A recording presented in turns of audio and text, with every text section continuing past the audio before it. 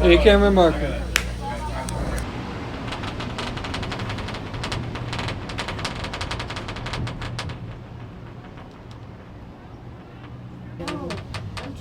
Oh, there they are.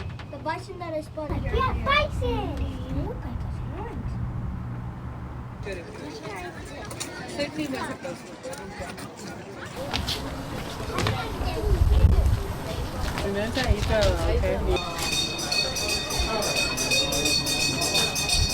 My name is Albert. I'm a member of the Learning and Engagement Department here at the Oakland Zoo.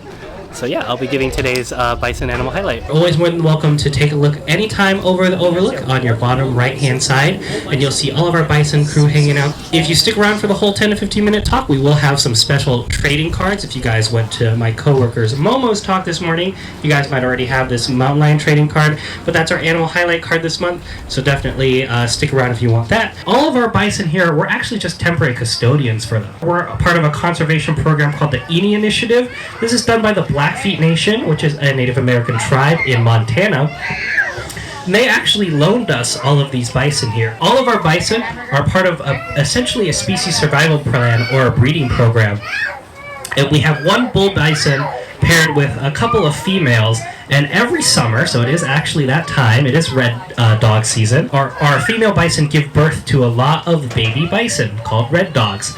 They stay with us for 2 years, and then we actually rewild them back to the Great Plains of Montana to the Blackfeet Nation, where they're able to freely roam and thrive basically in that open space. And we're really glad that we're able to help do that. Bison are actually considered a keystone species. A keystone species is an animal that is essential in an ecosystem. So without that animal in the ecosystem, the whole ecosystem falls apart. So think of it like an arch. If you've seen an old stone arch, a keystone is that middle piece at the top. You take that middle piece away, the entire arch falls apart, right? Bison are actually extraordinary keystone species because of how much they eat and how much they weigh. By walking around, just by walking, they naturally till the soil and aerate it for plants to be able to grow. When they migrate across the Great Plains, they eat a bunch of plants and fruits, and they poop the seeds out onto the ground, which they also just tilled. So it helps spread natural foliage all throughout the area.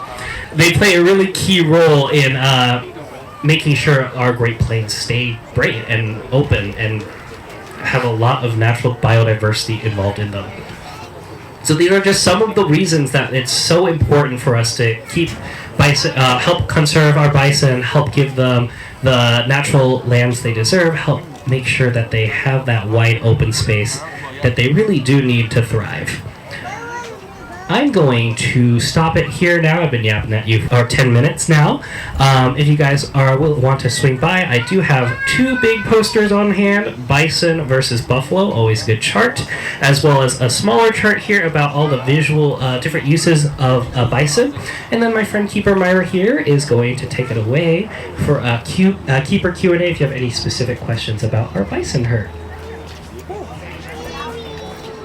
Hello everyone, my name is Myra. I'm one of the keepers that works here at the Oakland Zoo. I work with a variety of species, but one of my absolute favorite species to work with is the individuals that you see just down below you here are our amazing bison.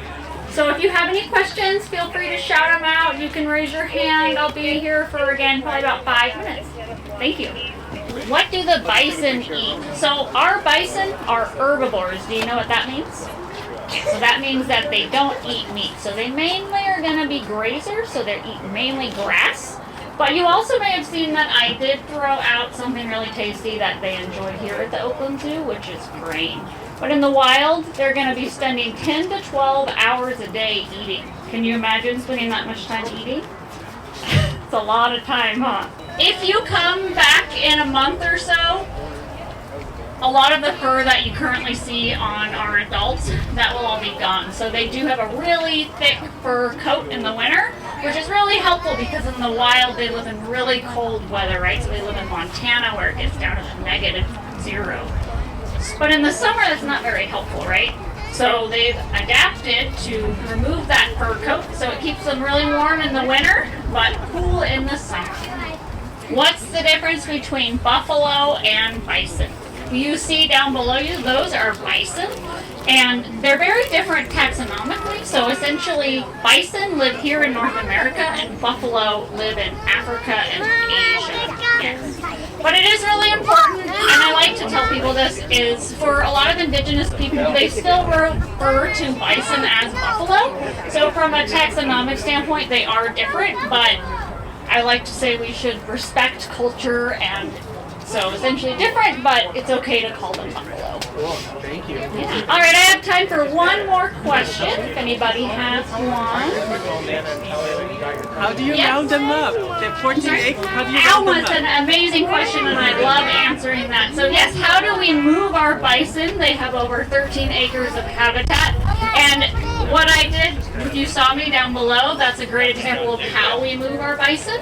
We use training, which is all done by choice and it's voluntary for the animals. So if they respond to that sound of the bell, then they get that really tasty treat, which is typically grain for these individuals. So that really helps us work around them, provide them the best care possible by also giving them as much choice and control. All right, thank you so much, everyone.